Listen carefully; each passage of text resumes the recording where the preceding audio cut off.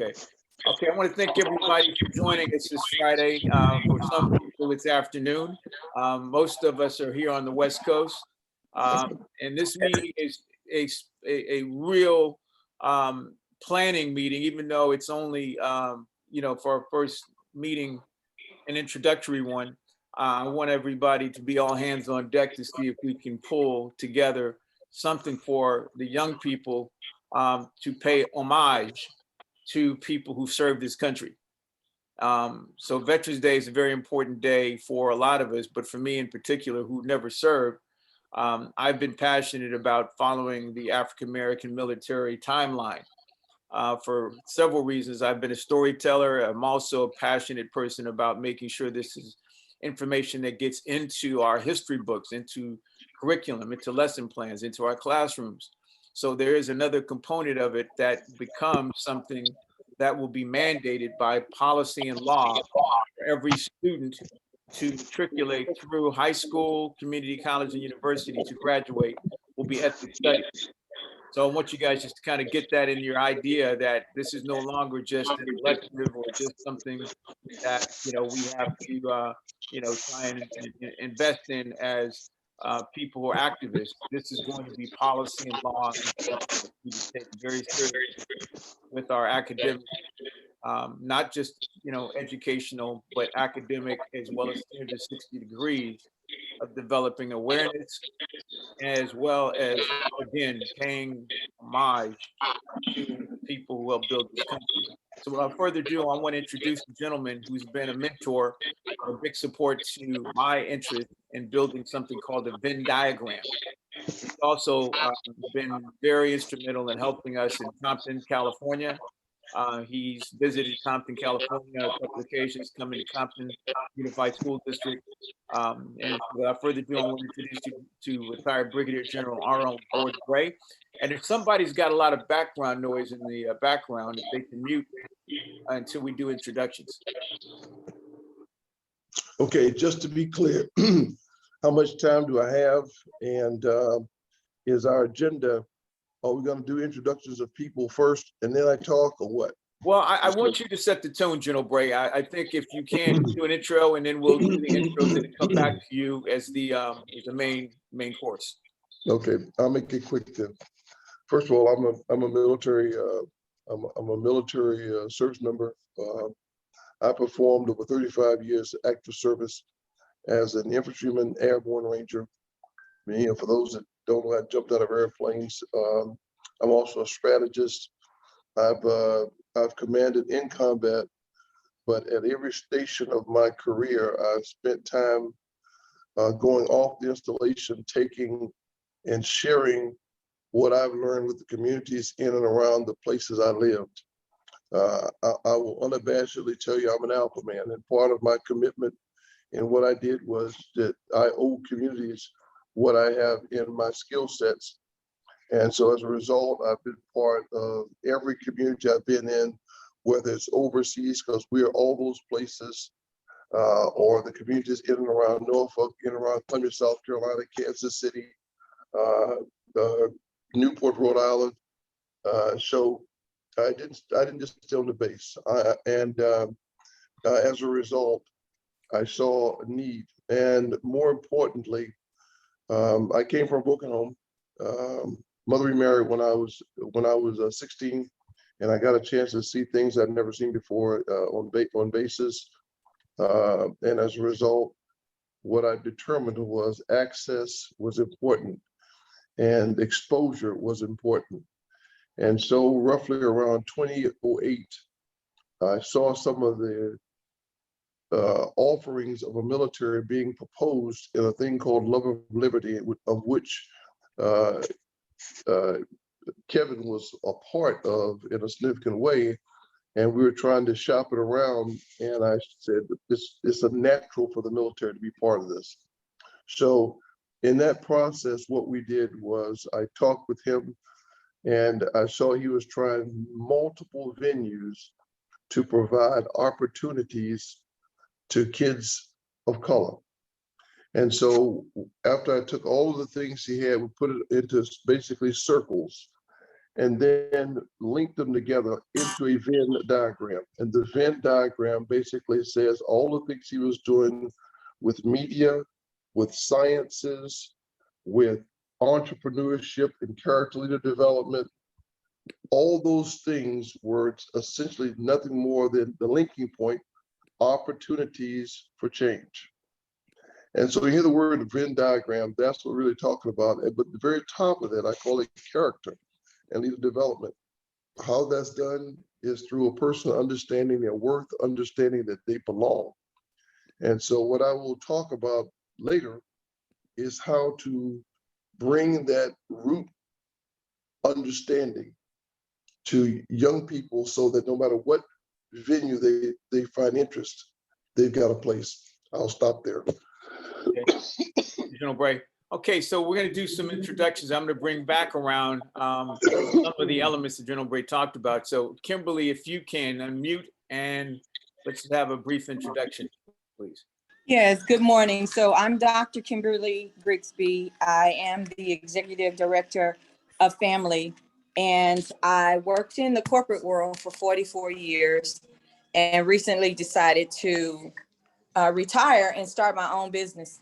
So I've known Tori for quite some time. In fact, Tori Torrance mentored my son, which is a critical need in the community. So I joined forces with Tori so that I could see what help I could bring, just to ascertain what I might be able to bring to the table.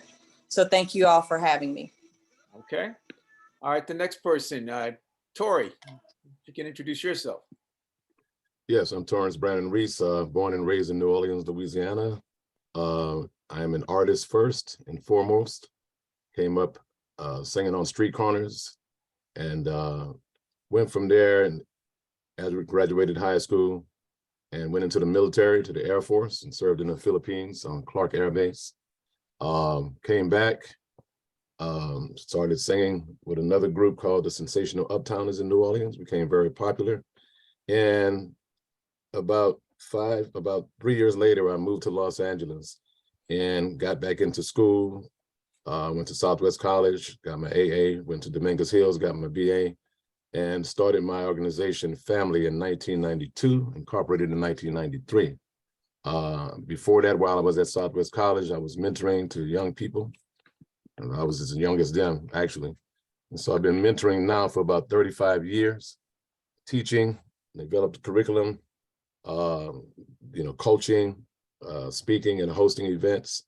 I'm founder of the Los Angeles Malcolm X Festival, which ran for 15 years and is now back after a hiatus of 10 years. And we have a plethora of programs under Family. One of our most prominent programs is See a Man, Be a Man, which boasts a 100% graduation rate for young Black males. And that's one of my central passions, and the young women. So I'm a father of 4, grandfather of 5. So happy to be here and to do anything that advances our community. Thank you for the invite. Thank you, Tori. Linda, if you can, please introduce yourself. Most of us know you, but maybe 1 or 2 of us don't. So please introduce yourself. Good morning. I am Linda Morgan, veteran Sergeant Marine. Served in 81 to 89, fought my way to the rank of sergeant as a Black woman in the Marine Corps. Got out, got into the corporate world. I have 2 children, 31 and 21.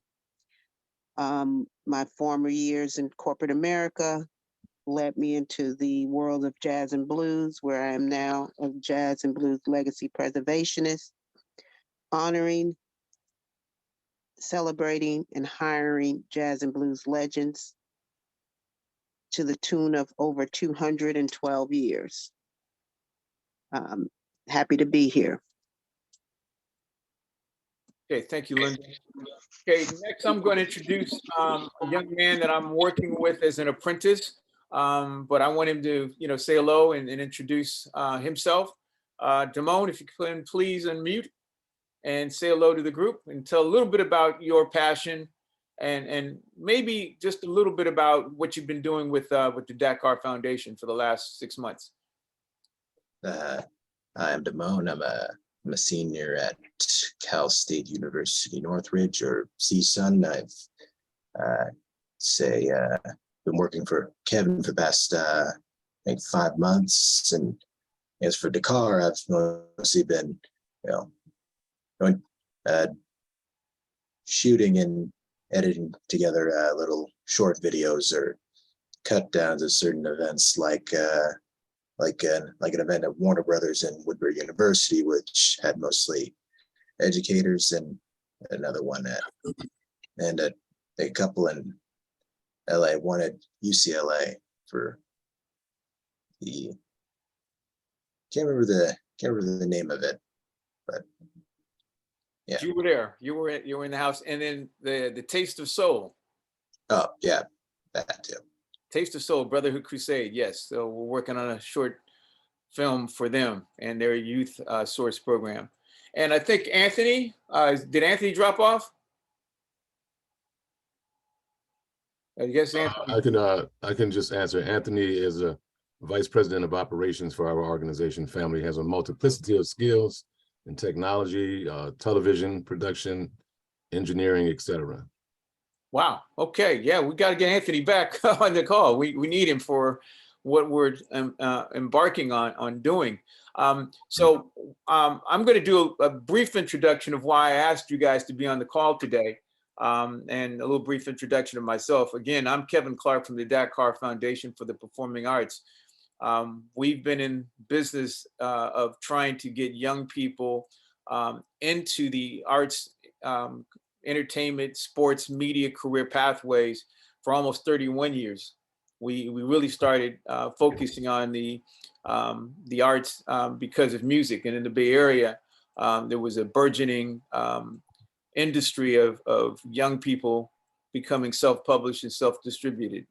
MC Hammer, Too Short, those type of people influenced me into understanding that people could create economic opportunities for themselves where they couldn't find them through the mainstream. So we decided that we wanted to be able to understand how we can make that into a curriculum and more importantly, a narrative about people being self-determined to try to figure out how to get paid and learn the business of entertainment, and moved to Southern California now here for the last maybe 15 years.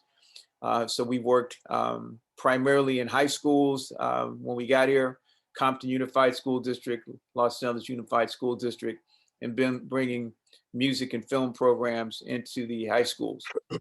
So our goal has been able to try and now focus on the end of the funnel for youth development, which is career placement. And those opportunity youth between 16 and 24 are now where we're focused. We have a federally registered apprenticeship program with the Department of Labor that focuses on digital media and entertainment career pathways.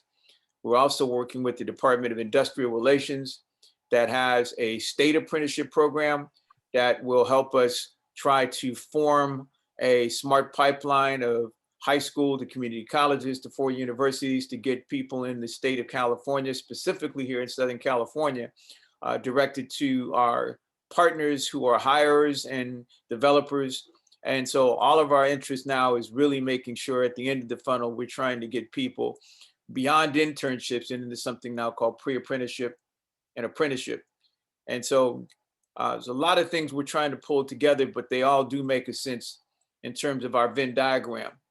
In the middle of our Venn diagram, and for those who don't know what a Venn diagram, I may have General Bray explain it to you, but what I understand it for our purposes is that it's overlapping circles, and there are partnerships in those circles, or there are stakeholders in those circles.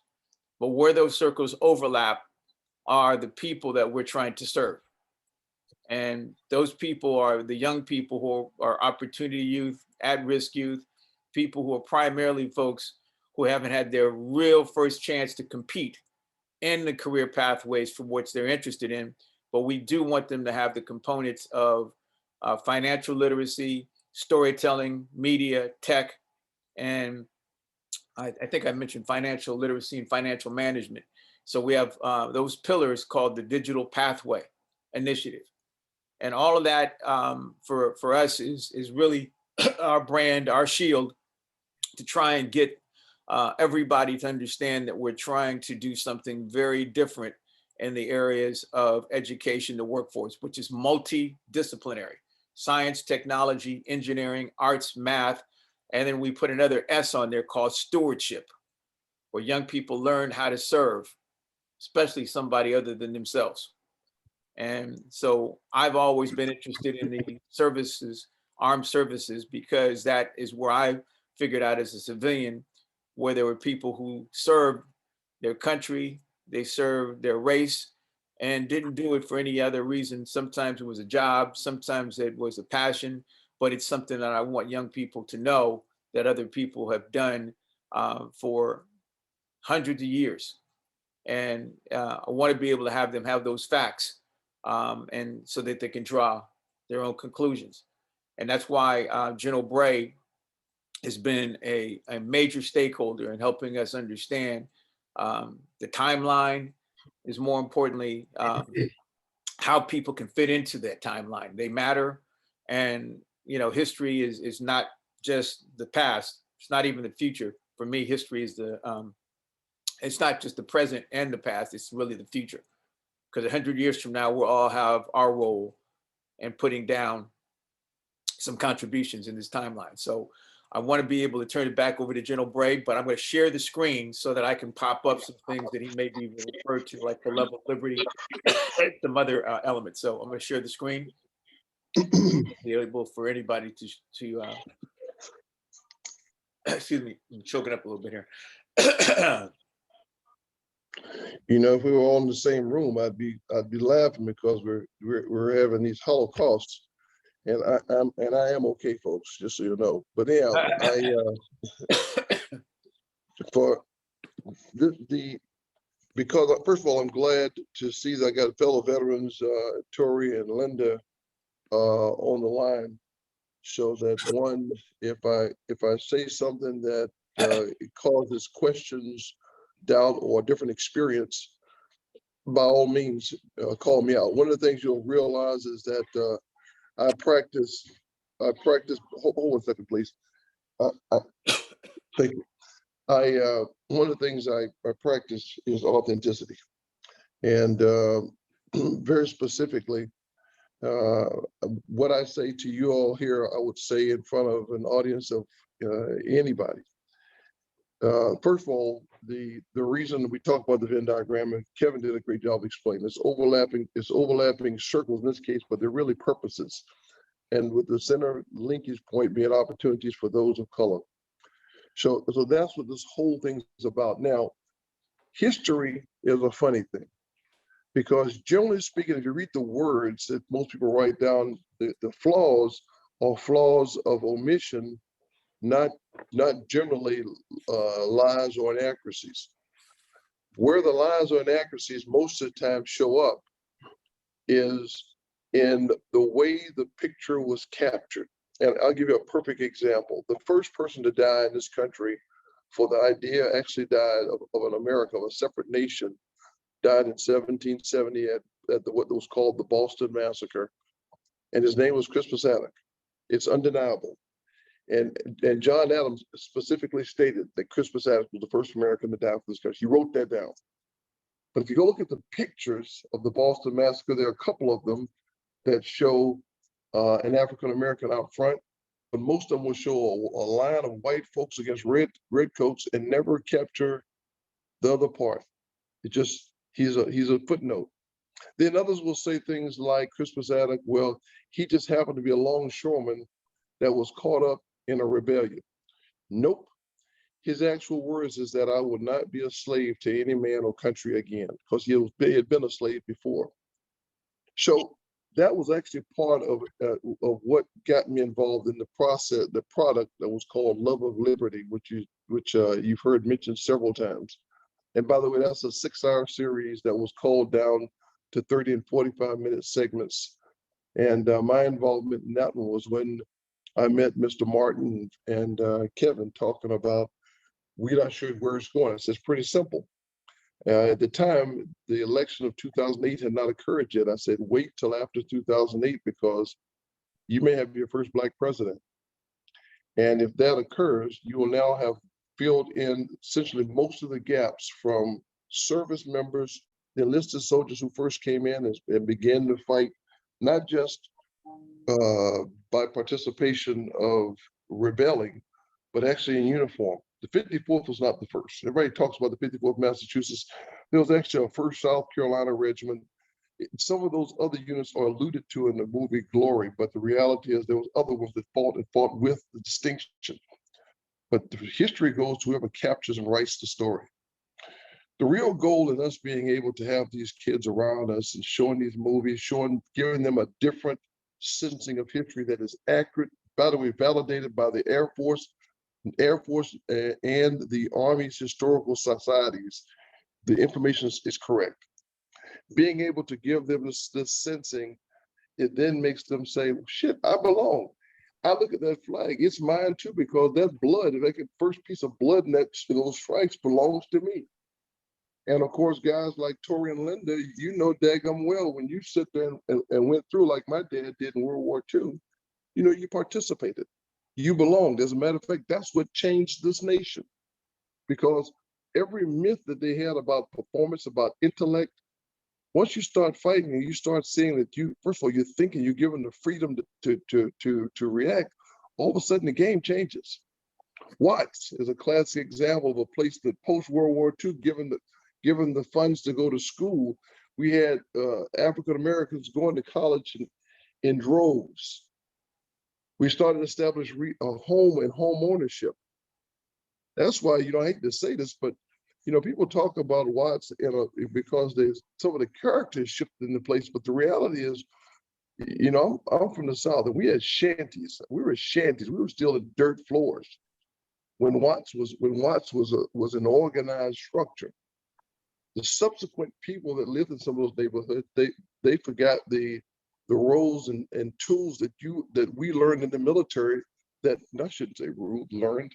The roles and tools that were enforced in the military that we saw could happen in an environment where people all care collectively for the same goal and objective. And we saw that. And we started trying to make these kind of changes. That's why from the military, we think of the military as guys that break things and kill people. That's what I did. I won't lie to you, but also learned an incredible amount about organization structure, vision, and bringing it to fruition. We got musicians like Tori who saw there were other great musicians out there. Historically, you'll find the best bands in the military were those that came from color. We'll be able to tell these stories to young people. The politicians that came out and helped change the laws and rules, the first person to stand up, we all recognize from the civil rights, Medgar Evers, those gentlemen, Belafonte, they all were service people. And they learned something different. So one of the things we want to do with our young people is, first of all, let them know that the United States flag and the Constitution for which it stands, these symbols that are in that flag, they belong to us. We should never surrender that flag as being somehow a part of us, apart from us, excuse me. It is a part of us. We have ownership. One of the people, his name is Carl Mack. He's an engineer, he's one of the, not founders, but one of the leaders of the National Society of Black Engineers, former president. He's just starting to learn history. He's now writing,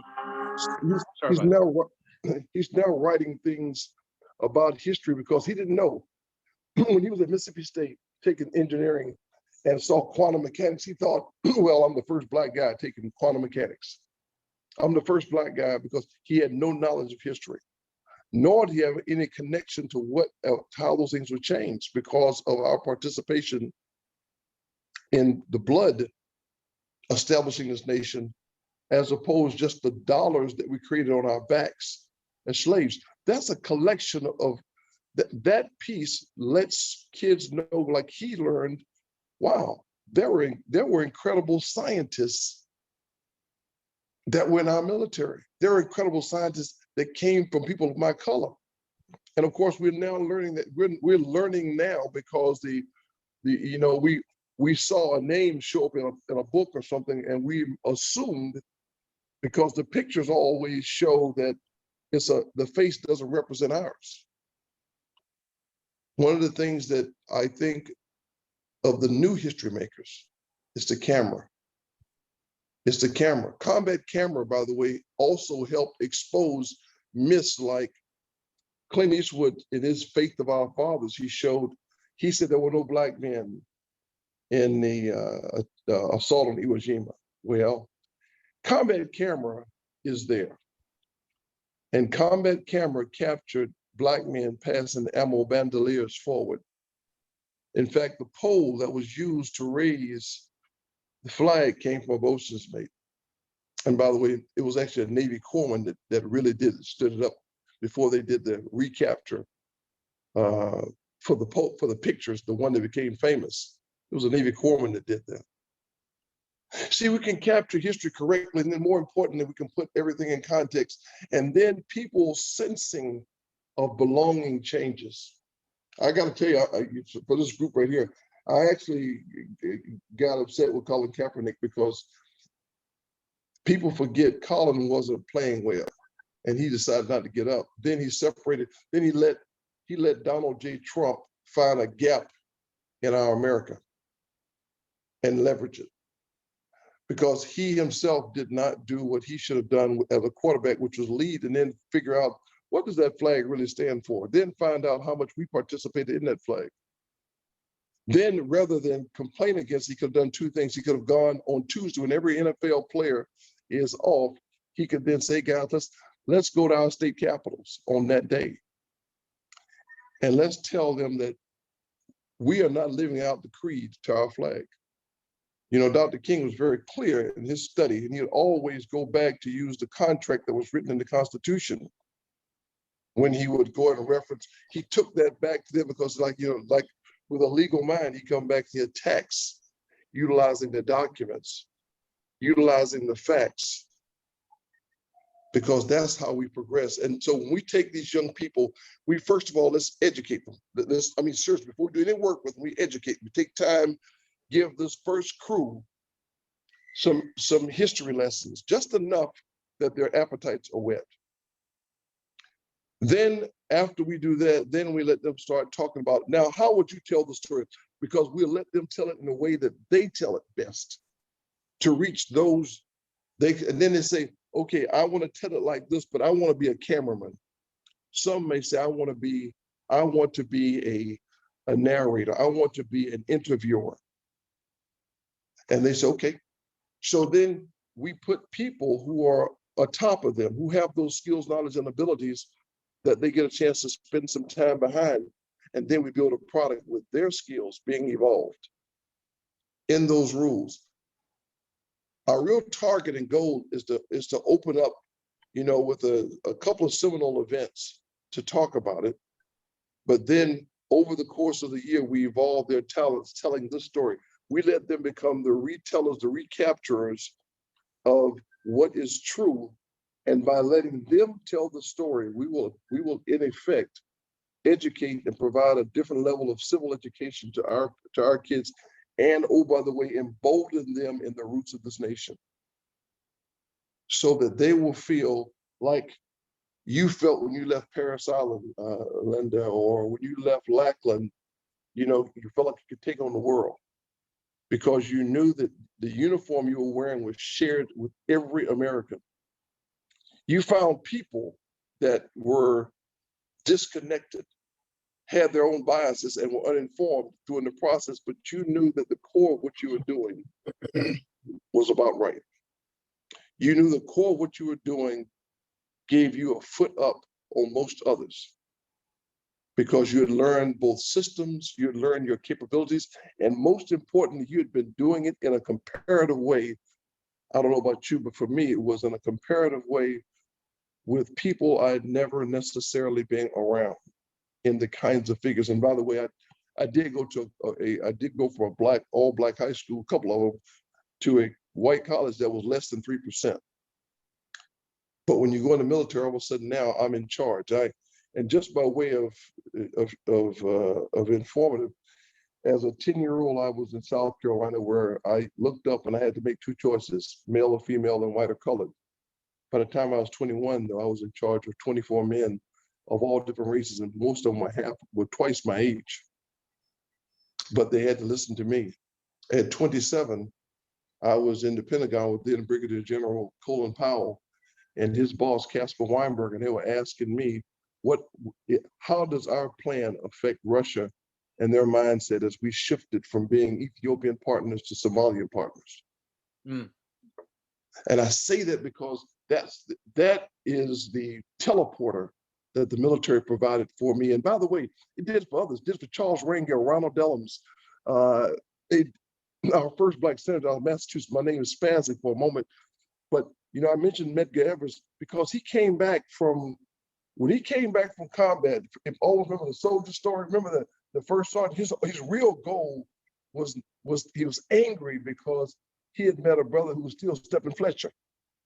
And he was pissed by it because he wanted more. And it ate him alive that he had hurt a brother. Remember that? It ate him alive. Yeah. But see, we can retell the story correctly. And we don't have to be fake, because this is what scares most white Americans. They hate those stories. And unfortunately, some of us, rather than tell the story completely accurately, we want to exaggerate. We want to make it Wakanda. Wakanda's a great story. But our real story is even greater. So if you don't lie, and they can never find fault in what you say, it's damning, it's powerful, because no other people in history have been categorized, attacked intellectually, internally and externally, as we have been. But when given the opportunity, that middle of the Venn diagram, we shine. And we shine realistically in every venue. And there's always a star in every place we do. And this is the story of the military, because it gave us that platform. You know, combat has this incredible capability to do that. And whether you've actually seen the shooting or not, the preparation for it provides the same platform. And I'll stop now for questions or comments. Right. And I have a question off the top of my head. Tori, if we can, who is the audience we'd be talking to in a perfect world? Who could you assemble for us on Thursday, the day before Veterans Day? Day after, the day before. You trying to go on the 10th now? Well, yeah, I think it's better to go on the day before, or it could go after. But, you know, I want to know the core audience that you could assemble who could get the message, but also be part of the longer tail experience to help us unpack what they've learned and what they've heard from the presentation, so that it can become, you know, maybe something that has more of a longer life than just Veterans Day. Yeah, so as you know, I serve as youth year round. And so I have an audience of high school youth and some middle school youth who attend Audubon Middle School, which is right in the community here of Leimert Park, Crenshaw. So that would be, in my view, the audience that would benefit most from this endeavor. Right. And Middle so, school and high school youth. okay. So any other questions, suggestions, or comments? Because I wanted to play a little small clip of For Love of Liberty, because I think it's a great tool to use to illustrate what General Bray's been talking about all along. But any questions before we roll tape?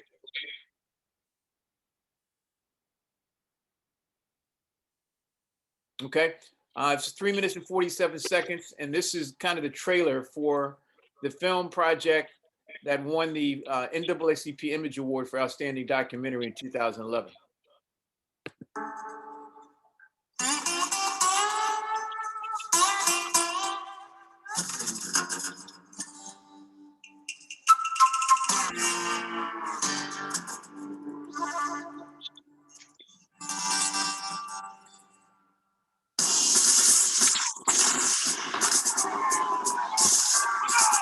I have stood in battle. The balls like hail were flying all around. The man standing next to me was shot by my son. His blood spotted up on my clothes, which I wore for weeks. My nearest blood, except that which runs in my veins, is shed for liberty. Liberty is dear to my heart. I cannot endure the thought that my country should be slaves. Revolutionary War veteran Samuel Harris. Hello, I'm Colin. I was an American soldier for 35 years. I was a Black American soldier, and I followed in a long.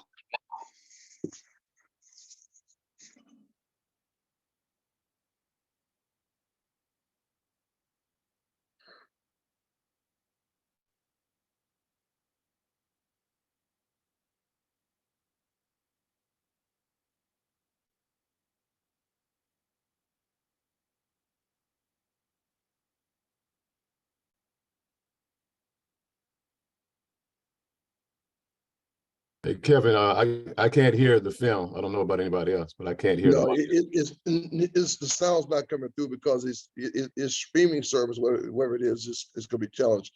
Hey, Okay. Kevin, do one quick test and slide your line back just about and see if it picks up and streams differently.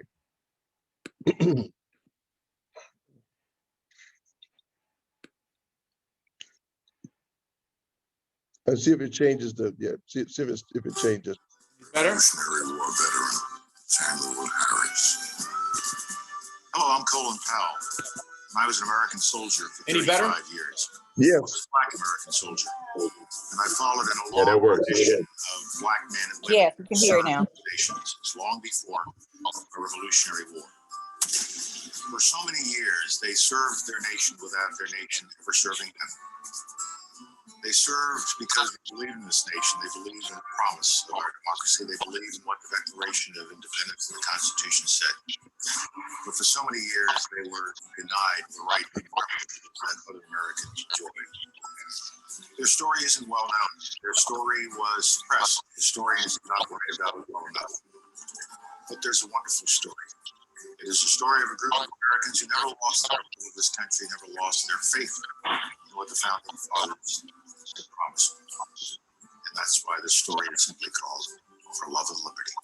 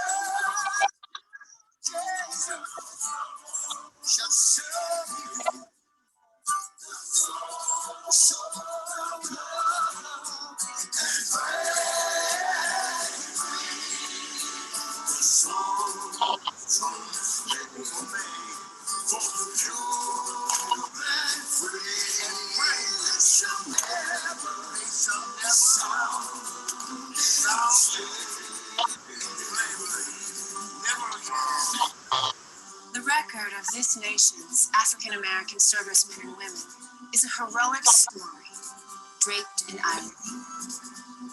Why, despite enormous injustice, did these determined individuals fight so valiantly for freedoms they themselves did not enjoy?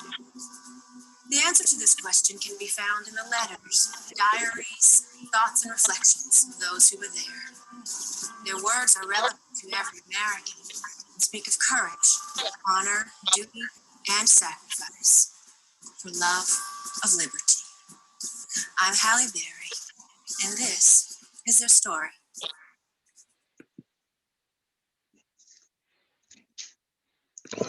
What you'll see in that movie, by the way, in that documentary, they use as much actual paintings, writings, letters, and some of the, like Jurassic Park, they'll put in a picture of something that's captured in writing with some modern film, but you'll see the differences as you look at it, they will use no words, no quotes that are not authenticated.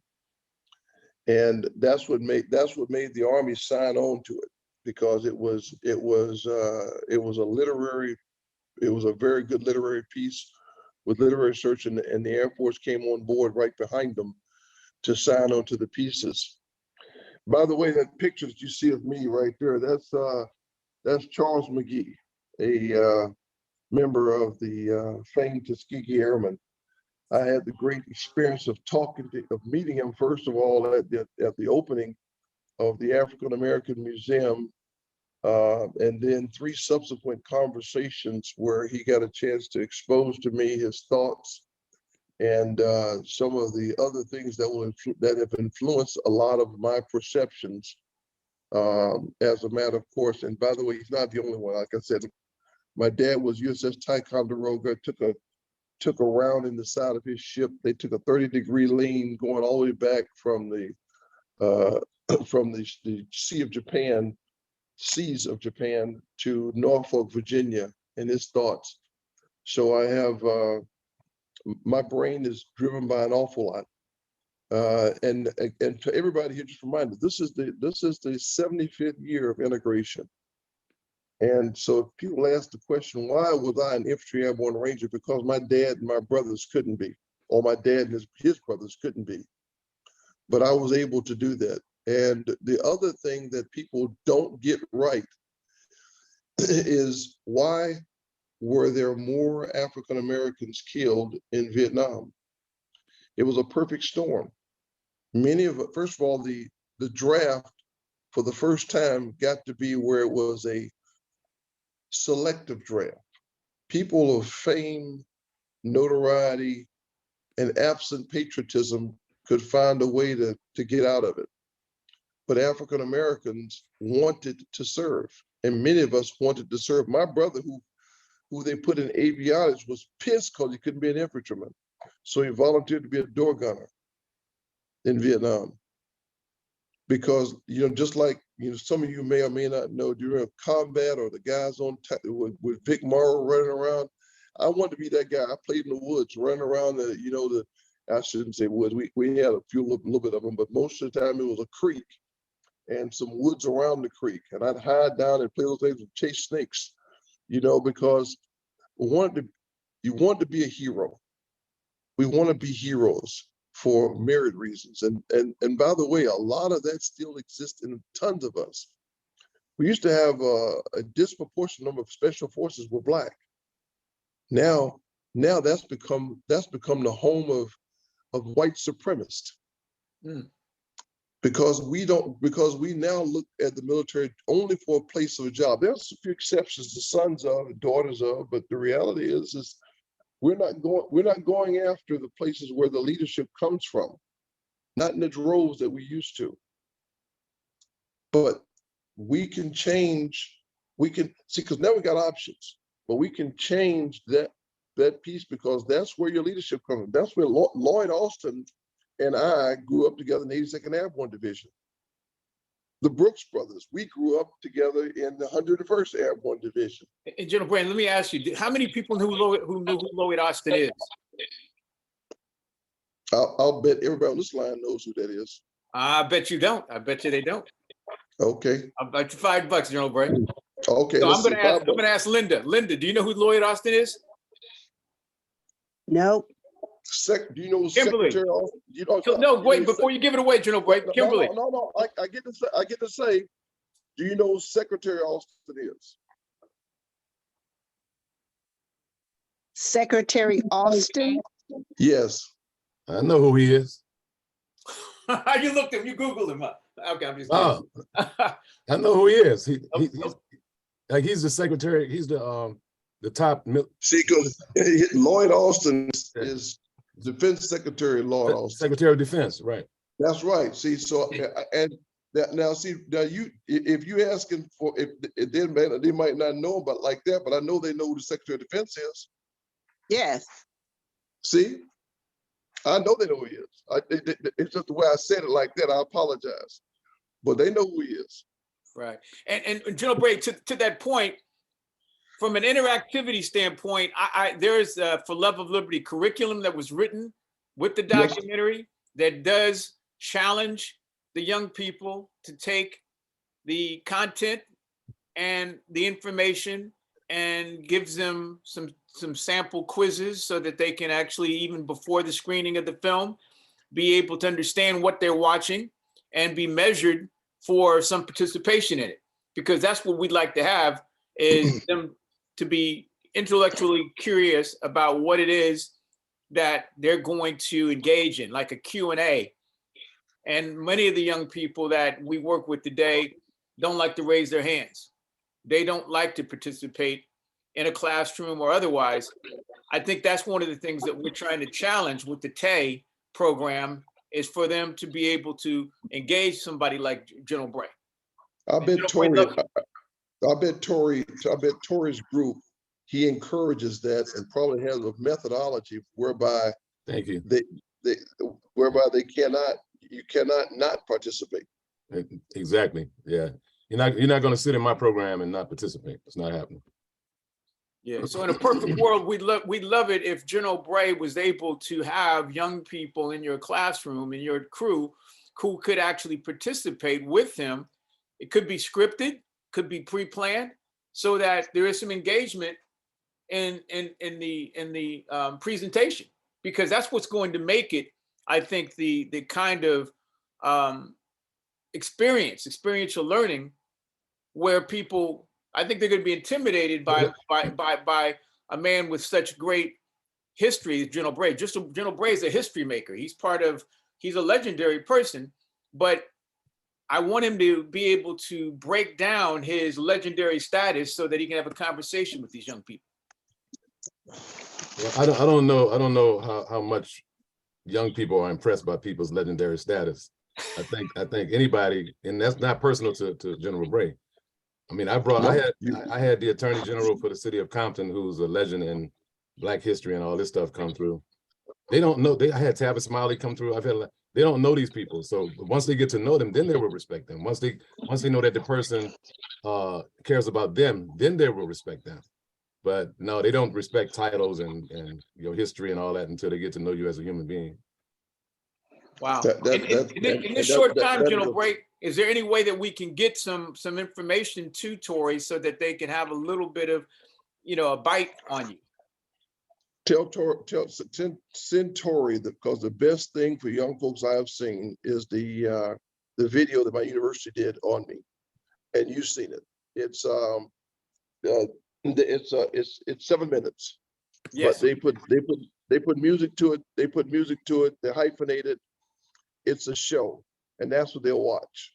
And so and Tory, I've done it with middle schoolers, high schoolers, and college and audiences. So I would recommend. And I'll try to see if I got the clip, because to one of your points, I try to be a fifth level leader, and the reality is I don't give a shit about my title. I really don't. Thank you. It matters. Okay. It matters to others more than myself. As a matter of fact, the greatest accolade I ever got came from one of my colonels.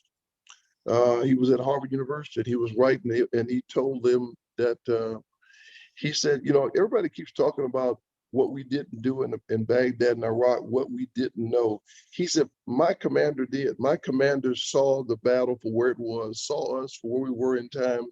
And he said that the war in Iraq would last years. That was what I told him, because I'm a historian. And so, and he said, the only problem you have, sir, is you're too freaking humble. He said, you should have been writing and being out there. But I told him this. This is what I tell everybody. Bad guys read. Okay, we act like they don't read. If you start putting shit out there to the public and start writing and reading, they will look at what you write and they will leverage it against you. So I kept most of my information to people that can do something with it, put it in the classrooms and leverage it. So to that end, this is what I'm just telling you. I'll give you something that you can use, because what I hope is more important is what comes out of my mouth than what's on my uniform. Because I want to share with them, because I'm not sensing is that you heard something in my comments that was not new, but differently presented. And I would like to try to make sure that I could do it for them in a way that reaches them so that they become what we want them to be, have an inquisitive mind. They want more and then want to do something with it. That's the real goal. Right. And Tori, I want to say from a content standpoint, the African American military timeline that General Bray and I are on looks at military people in the service, after the service, but inside of the African American military timeline of service, we have so many different factions of African American military soldiers, Buffalo Soldiers, Tuskegee Airmen, who did so many things that people didn't know that they did, like African American military musicians. We have a whole treatment on African American military musicians from the late 1800s to the 1900s, jazz, the whole bit. We have the music. We have the African American military athlete. So we have some really compelling historical content that are connected to the military service that could jazz things up a little bit, if you don't mind my a little pun. And so I'd like to be able to submit some things to you that could, become things and talking points for General Bray that could, give a little bit more interactivity for them also. Well, that'd be nice. I put into the chat the name James Reese Europe. I'm sure you guys are familiar with. Oh, I'd love to know more about it. Do you have a treatment on him or any music, pictures, anything? See, you should know about him. Okay, yeah, without a doubt. James, he was the first jazz musician to really spend a lot of time in Europe, and he brought musicians over during World War I, and it blew the people away. They had never heard. First of all, they had never heard real jazz, and they were just flabbergasted at how soulful and how beautiful and how different the musicians were over there. And so he was a historical figure who came up in the time of Duke Ellington and the others who we know about. Well, I defer to Tori, you and General Bray to come up with an agenda for the students that's not only compelling and interactive, but leaves them with something that potentially could become a lesson plan for them, so that within this experiential opportunity, they can actually have a chance to output something. And I'd love to see that happen. I'll take a few minutes. I want to show you that one of my interns created a project for me that the General Bray knows about. It's called Victory by Valor. And it really features the African American military athlete. But he did a 1-minute cut down of the Joe Louis portion of it. And at some point, I hope that the students who are into graphics, into music, into storytelling could actually do a project like this for our organization, because we love to stitch this into our reason for being. So I'm going to share the screen one more time, and this could be one of the assignments that would allow the students to participate in a way where I could even get them paid, especially anybody that's between the age of 16 and 24 that lives in LA. So let me show you this real quick, because I'm looking as unselfish as I need to be. Selfishly, I'm looking for young people who are really creative and who can do this kind of work. Let me play this one here real quick. But are you familiar with the LA Youth the Higher LA Youth program?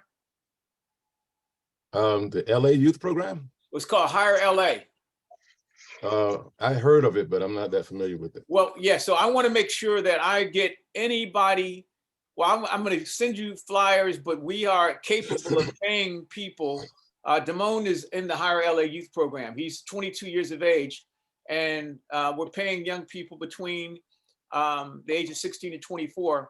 We're giving them 160 hours of training so that they can earn money to learn how to become part of our workforce development, training, and placement, especially in digital media. and they get $16.04 an hour. But they also get the TAY program, the TAY Wow. Are you familiar with the TAY Wow?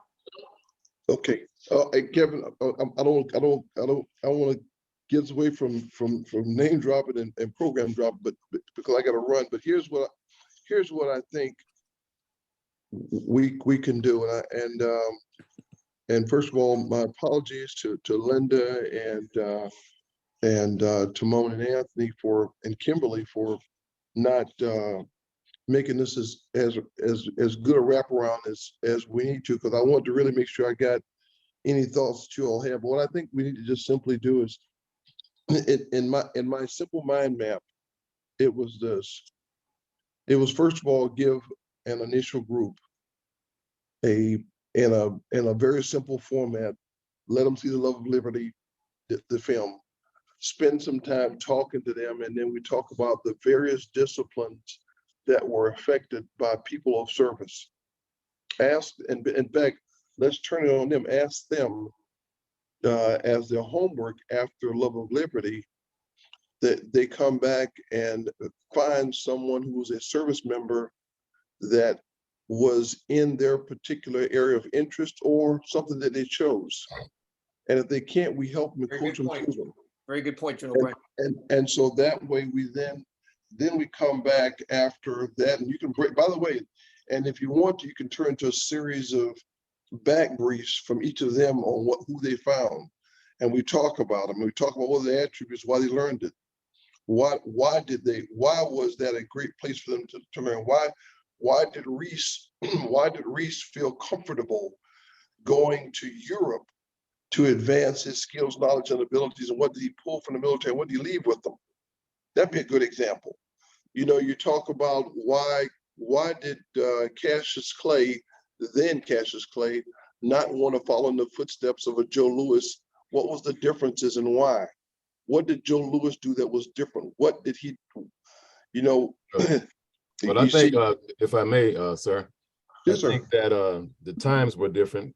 I think that the time that I came up in was different. No, I wasn't. I'm not trying to get into that subject right now. I'm just saying, but give them that. Let them become. In other words, let them pick somebody, and then we have discussions. And I was given a reason, no, a format for discussion, so that they would have to expose, how come Joe Louis did that? That's the conversation. Because you and I, we got it. Right. We know that. I mean, remember, I'm that guy that was colored, became black, became an African American, and we're still trying to sort out how that is. Right. And people. So I've seen that progression. But there's the disciplines that affect them, and the real goal is for us to be pedagogic about it, whereby we let them evolve the thought. We just we give them the seeds for being inquisitive, and then we use that. And at the same time, what we're doing now is giving them roots and civics lessons at the same time. And General Brake, to that point, I actually asked this young man who's now 28, he was 24 at the time, graduated from San Francisco State, to do a treatment on one of the people in our time, in our Victory by Valor time, like Arthur Ashe, Willie Mays, Sugar Ray Robinson, Joe Louis, and he picked Joe Louis, and he did this treatment. So can you hang on for 1 minute so I can show you this? No, wait, because I've got to run it, but I'm saying for you, I just want to get the process, kind of what was inside the mind, just the process. And then because we've got two big educators and two big programs that are on here. We've got the Kimberly and the Families Tied program with Tori, and we got and educators on this line. I think I heard you say Anthony was one, and I think Kimberly's got a family program that I'm hopefully I think I'm hearing some wheels turning on her side of the house, that I want to make sure that we kind of understand that piece, because I've only got about 5 minutes that I got to run. Okay.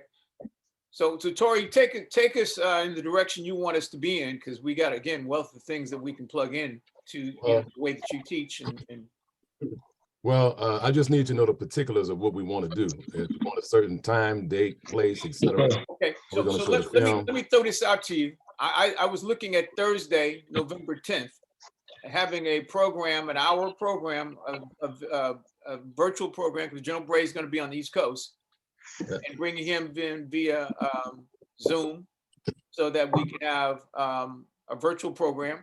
That's And- turning out to be a bad day, Kevin. Okay. Because I'm asked to take the kids to see the movie Till on that day. Excellent. I saw it last night and did a complete review on it. Excellent. Absolutely. What about the 9th, Wednesday? That might be, that's a better day. Okay. Yeah, because it can be after Veterans Day. But it's absolutely part of what I believe General Bray is trying to help us create is some momentum towards one of the most important civil rights milestones in this country, which is, again, the 75th anniversary of the desegregation of the armed forces. So that's why I wanted to kind of kickstart with this Veterans Day leading up to the anniversary in July. And I'll send you the blog that I did. We did a Q&A of the movie Till last night. I brought some students to see the movie Till, but it was all wrapped around a lesson plan about voting and the civil rights movements that were generated out of the horrific situation with Till. So That's good. it's that kind of thing that I want to be able to make sure that gives students a chance to engage with General Bray and create lesson plans that can be organic enough to be worked on from years to come. So I'll send an agenda. I'll send you what we did last year. We did something last year with General Bray. Linda was there. It was a live broadcast. It was a very ambitious project, but we can do something that just makes sure your classroom is able to participate in it in a way where it's not just a one-off. That's what we'd like to see done. So that Wednesday, November 9th could be the what we brought. I think General Bray had to drop off. So I'll put together at least a one-sheet agenda for what could be something that you guys determine the length Now, and Kevin, what elements of for level of liberty that we can put into the Zoom. Okay, you're aware of our schedule, right? The times that I had. I'm not. You may have told me, I forgot. Yeah, it's PST time. It's 8:30 in the morning. Okay. Yeah. So that's 11:30 Eastern, which is not a problem for us. Okay. So how much time would we have? I would safely say, because the time is kind of limited. The class is not that long. It's only a 45-minute class. Yeah, and I don't think it has to be if it's just the first attempt at trying to get them connected to the content, to the story that I believe that, again, there should be more activity around. We could fit within that time frame. So if we had 40 minutes and we were tight, when the bell rings, I know that's it. Okay, but my only concern is it's a really short time for Wednesday, and that's really, I know you're trying to do it around Veterans Day. I personally don't think it would make a difference to the youth if it was after Veterans Day. Okay. There's more time to organize. I agree. I mean, I wanted to give you first crack at, something that would work with your operation. Yeah, I would rather do it the following week. It would give me more time because we have, already scheduled for this week, and our normal curriculum would have to be suspended for that day, which I don't mind doing, but I would like to give it the respect and give it a nice amount of time to develop and to get them ready to know who General Bray is, and et cetera, And Okay. I only have 1 or 2 days to do that. Right. So if you can just, in a perfect world, give us the date maybe the week after, we could probably do a short 40-minute program so that we can give a short taste. Mm-hmm. I would say that following Thursday, whatever that date would be. Okay. That would be the 17th. Yeah, that would be much better. Okay. So I'll work through, I've recorded this obviously, and there's some other people in our operation that we could make available to make sure that the Zoom and the broadcast part of it is tight, because that's what we really want to make sure is that it looks like it's something that was really well planned and prepared from the video and all the other presentation sides. The one thing that I do want to make sure you guys are aware of is that we are trying to recruit talent. Anybody in the 16 to 24 year range who lives in LA, I'm trying to recruit talent to our program. And Okay, can I ask you a question about that? sure. Because that would probably be the thing that would interest them in the beginning most. Would that be like a job where they would have to go somewhere specifically to do a job, a certain amount of hours somewhere? Or how does that work? Yeah, well, so most of the work that I did with Damone in the beginning was virtual, but eventually we're looking for production assistants that will work on projects. So if they don't know how to do things the way they can work independently from myself or my crew, like editing. If there are some people who are interested in learning how to edit, there's some things that they can learn virtually. But if there are some editors, I could use them right away. So if they know how to edit, a lot of young people know how to edit, because a lot of the editing software is already built in. Some of even the cameras. Damone uses Adobe Premiere, but those are some of the things we're looking for. If there's anybody within your talent group that is interested in storytelling and in being able to mix in music and graphic arts, we are specifically interested in people who are talented enough to take their talents to produce products. So like what we did for Till last night, if you a few minutes, I can show you what we did with Till last night. I had 2 students working on it over the night. We shot it last night and then published it this morning. Give you an example of what kind of things we're looking for students to be able to do, where I can pay them to update the blogs. Right. And so a lot of them do social media, but we're learning new ways to take social media and make social media a branded way for them to create their own identity, create their own shield, or even create a product for your company. Right. Yeah, I if you could send me, whatever would be a description of the program. Yeah, I sent it. Yeah, I sent the I will send the program. It's literally 2 links that I'll send you. Okay. How we onboard our apprentices, our pre-apprentice and our apprentices, and what their requirements are to be able to submit, for qualification. Well, I'll have that in the links. Okay. But that's kind of where I would love to have anybody who's interested in earning money to learn how to produce products. Oh, that's great. That would be a great opportunity for young people. Yeah. So and Damone again is a shining example of a young man who is learning how to get clients, service a client, and deliver a product to a client on time. So, let me throw this in real quick. I don't know if you're aware that we have a film festival coming up, and we're honoring Bill Duke on Saturday, November 19th. And so I think Damone might want to be there. I would love for you to be there, Kevin. We're doing a red carpet for him, but we're also screening his life on film. Wow. Giving him an award, etc. So it'd be a nice event for Damone to attend, and for yourself. I'm going to have some of the young people there. You can meet some of the young people that I work with.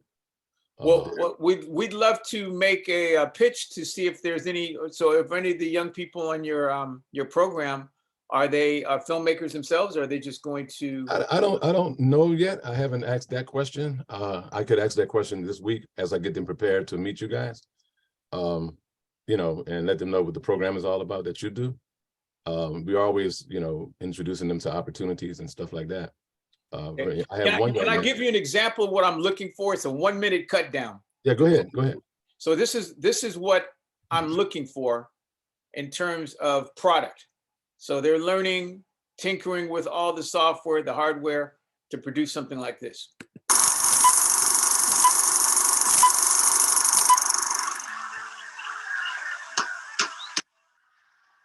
1 minute and 49 seconds, an American fist won a victory. But it wasn't the final victory. No, that victory is going to take a little longer and a whole lot more American fists.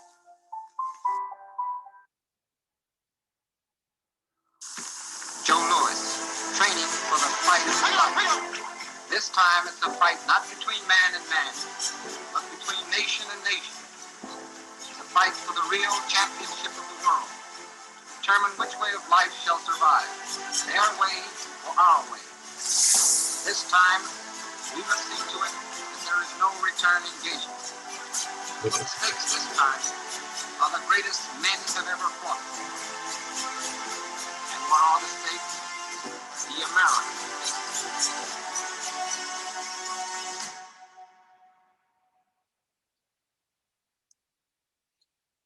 So we're looking for people At who, the age of 7, yeah, Yeah. but that was about 2 months of research and cutting down a lot of stuff to produce a 1-minute trailer. So stuff Right. like that is what I can actually, I can use people who can produce that and put them to work Right. and I got get in you. place. Okay, I got it. Okay, so I I will send, and whatever I don't have in my description of the things that you need, please just hit me right back and I'll make it work for November 17th. And I'll plan on having Damone and I there for your film festival. Okay, great, man. I'll send the flyer and invite to you. Okay, all right. Oh, well, thank you guys, and sorry, Linda and Kimberly, you guys didn't get a chance to weigh in, but you know, this was our first chance, the first run through. Okay. Right. Okay, Kimberly had to leave. Okay. All right. Well, thank you again, Tori and Linda. All right. All right. Talk to you later. Talk to Bye-bye. you later.